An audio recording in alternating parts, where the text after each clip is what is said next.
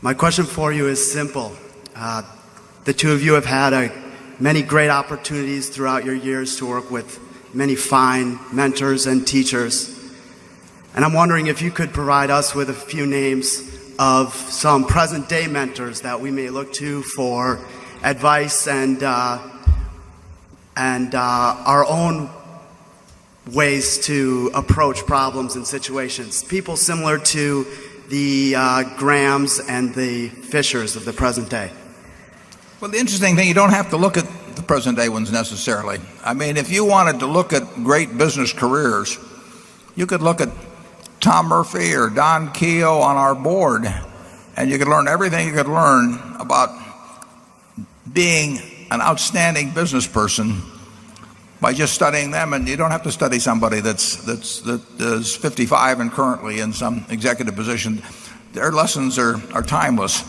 And there's going to be a study, I think the Harvard Business, somebody sent it to me from the Harvard Business School, on cap cities, but there's been others in the past. And if you learn the lessons of Tom Murphy, you don't need to learn any other lessons in terms of business. And I would say if you learn the lessons of certain investors in the past, you don't need to worry about a contemporary example. Charlie? Well, I think it's also true that Warren and I are not following very well the 40-year-old investment professionals. Isn't that right? Are you hiding something from me? I didn't know there were any 40-year-olds. I thought they're all 25 now. Yeah. The investing is really not complicated. I mean, the basic framework for it is simple. Now, then you have to work at it some to find the best pockets of undervaluation maybe or something. But you didn't have to have a high IQ. You didn't have to have lots of investment smarts to buy junk bonds in 2002, or even to do some of the stuff that was available when LTCM got in trouble.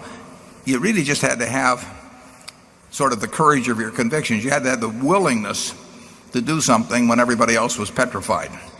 But that was true in 1974 when we were buying stocks at very, very, very low multiples of earnings. It wasn't that anybody didn't know that they were cheap. They were just paralyzed for one reason or another. And that the lesson of following logic rather than emotion, is something that it's obvious, and some people have great trouble with it, and others have less trouble. Charlie, can you give them any more help on that? Well, I think this is different. When we were young, we had way less competition than you people have now. There weren't very many smart people in the investment management field. There really weren't. And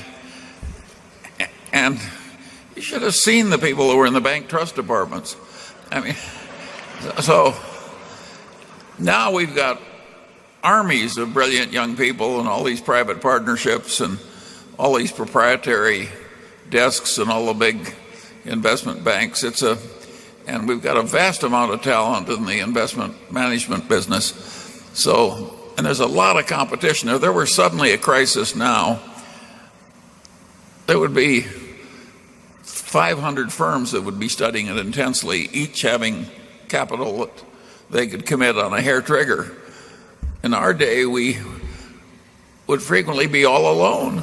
But in 2002, we'd be the only buyer. But in 2002, Charlie, there were tons of people that had investment experience and high IQs, and lots of money was around. Wasn't any question about money. It's just they were terrified of that particular arena. Well, when you have a huge convulsion, which is like a big fire in this auditorium right now, you get a lot of weird behavior. And if you can, particularly at the head table, and if you can be wise when everybody else is going crazy, sure, there will still be opportunities, but that may give you a long, dull stretches if that's your strategy. 3 years ago, 3 years ago, you could find a number of securities in Korea, population 50 million, advanced society, strong balance sheets, strong industry positions at 3 or so times earnings. Now, but that took a convulsion to create that. A big convulsion. Yeah, but the convulsion happened 3 or 4 years earlier, 5 years earlier, and plenty of smart people in Korea in the investment business, plenty of smart people here scouring. The information was all available. You can go to the internet and get information about Korean companies that's just as good as you get up from the SEC. And there they were, dozens of companies at very, very, very cheap prices. Now, where are all these smart people and with all this money? It did happen, but if I asked you to name 20 more like it, you would have great difficulty. Well, if I have 20 more like it, I'm not going to name them.